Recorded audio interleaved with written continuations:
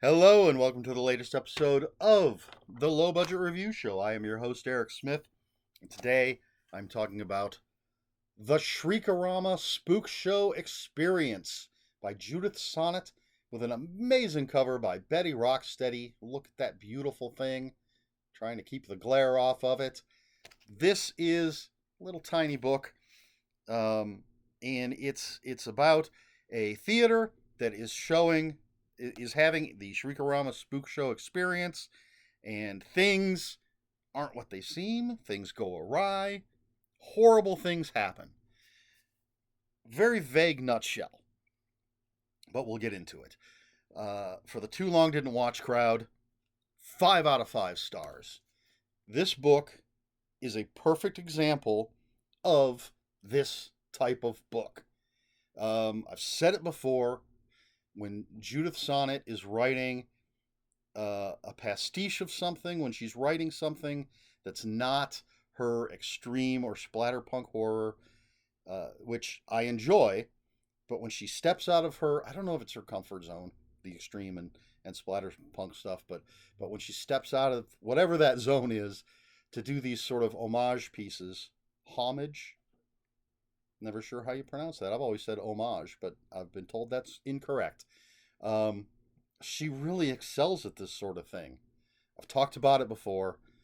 So it's a perfect example of this type of book, this type of story.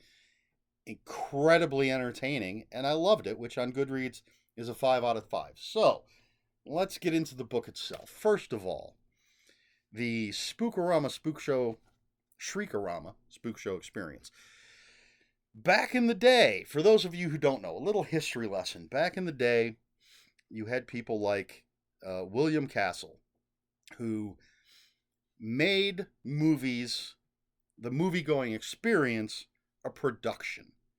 There are a lot of accounts of these sorts of things, and I'm not sure if William Castle did all of this, but some movies, they'd be advertised as so scary, they'd have a nurse at the theater, or they'd have an ambulance at the theater.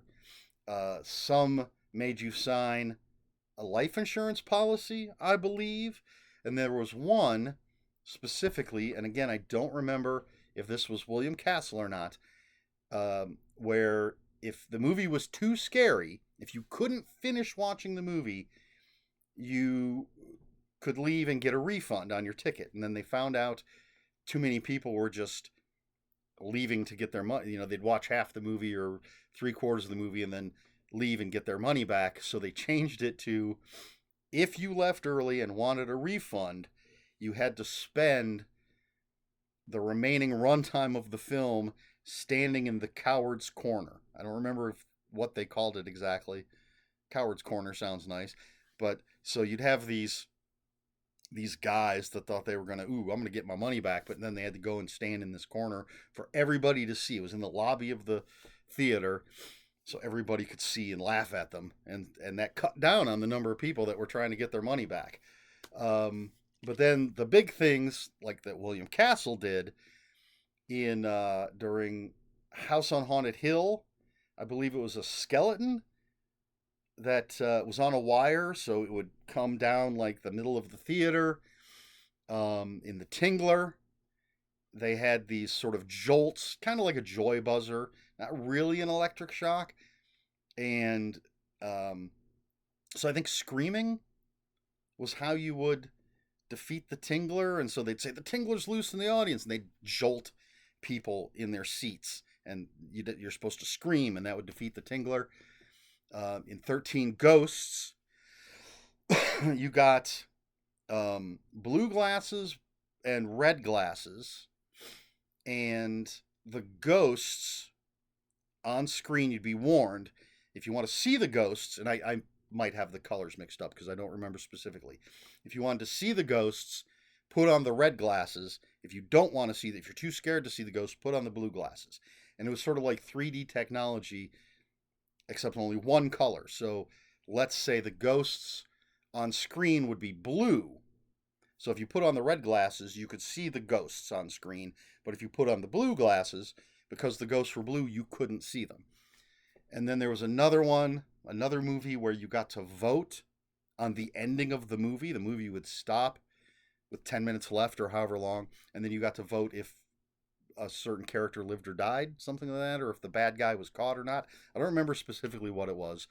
And there's, so you had a paddle.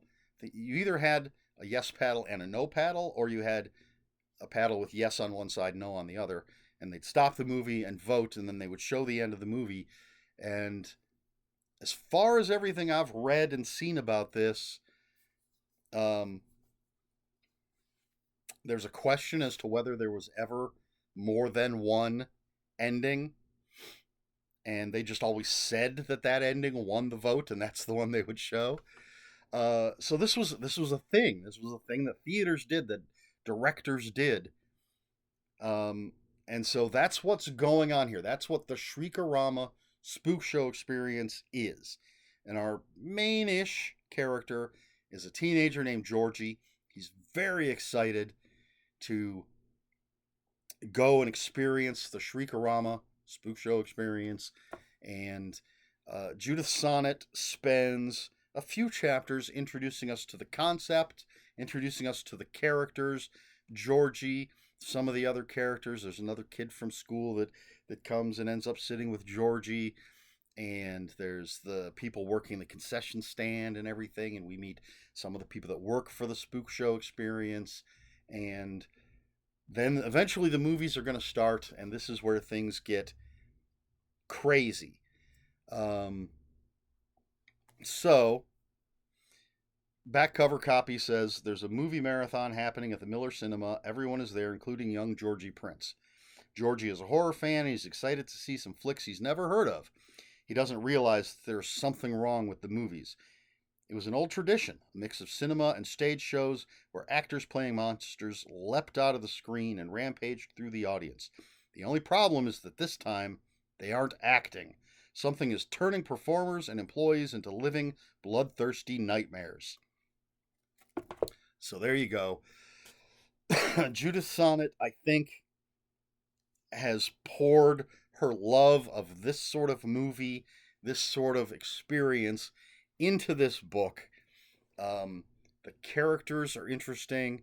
The movies that are shown, there's little descriptions of them. It doesn't go into super detail, but as George is watching them, as each one starts to play, we get a little bit about what it is, what might be going on screen in certain scenes, and they feel like these super low budget, goofy movies. And then once the craziness starts, there is some gore. This isn't splatterpunk or extreme, but it does get gory. Which I enjoy, like a little bloodshed. This is just a fun book. If you like those old movies, House on Haunted Hill is one of my favorite movies. I absolutely love it. I watched it all the time when it was on TV as a kid. Now I have it on DVD, and I see it all the time. It's such a great movie. I would love to have a chance to see this sort of spook show thing. I don't know that any place around me has ever done this, like as a special weekend. Let's do this spook show experience kind of thing. But I think it would be fantastic. So just a very well written, incredibly entertaining, fun, but freaky and gory story. 5 out of 5. Is it War and Peace? No. Does it do what it sets out to do? And did I love it? Yes. And 5 out of 5 on Goodreads is I loved it. So I'm not going to argue with their rating scale. The Shriek-A-Rama Spook Show Experience. And again, Betty Rocksteady, author and artist. I love this retro-looking cover with, it's got women don't go alone. Bring your boyfriend. See if he's a real man and if he can stand 4 hours of fright. Fellas, take your girlfriend and hear her scream like never before. A 4-hour movie and spook marathon featuring some of the scariest flicks ever made, ending with a live show and a real live seance. So this could be the flyers that you'd see around town advertising this sort of thing, and it is a present day story. So this is like it's a retro thing that the people are going to. Um, just great fun. I highly recommend it. It's not incredibly scary, but there is some, as I said, there's some gore, there are kills, there's scary stuff going on, but it's not, this isn't extreme. It's fun is the best word I have for it. So there you go. All right, I guess that's it. So my question for this video, are you familiar with these sorts of things? And do you enjoy the types of movies that they did this for? And have you ever had this experience for yourself? Does that question make sense? As I said, I'm a fan of these types of movies. I love House on Haunted Hill. Things like 13 Ghosts. I'm not a big fan of the remake. But they even tried to incorporate like the characters in the movie put goggles or glasses on, and that then they could see the ghosts. The Tingler, all of these great movies, great old movies, in my opinion. A lot of people are going to watch them and say that's just cheesy stuff. I love it, and I wish I could have or could still experience an experience, if that makes sense. But what about you? Have you seen any of these movies? Does this sort of thing interest you as a movie fan? And I guess that's it. I guess that's the end of the question. Let me know in the comments below. If you have any comments, questions, or corrections, please put those in the comments below. Comments are open for spoilers. Just post a spoiler warning. We try to be polite here at the Low Budget Review Show. Please like, share, and subscribe, all the usual YouTube stuff. And if you'd care to follow me on other social media, my Twitter is @Ronan5757. My Instagram, where I post pictures of books, comic books, board games, and fuzzy animals, is ErikSmith5757. That's Eric with a K, ERIKSMITH5757. And if you're on Blue Sky, I am @ELSmith. That's all I've got for you. This has been the Low Budget Review Show. I have been Eric Smith. And until next time, read more books.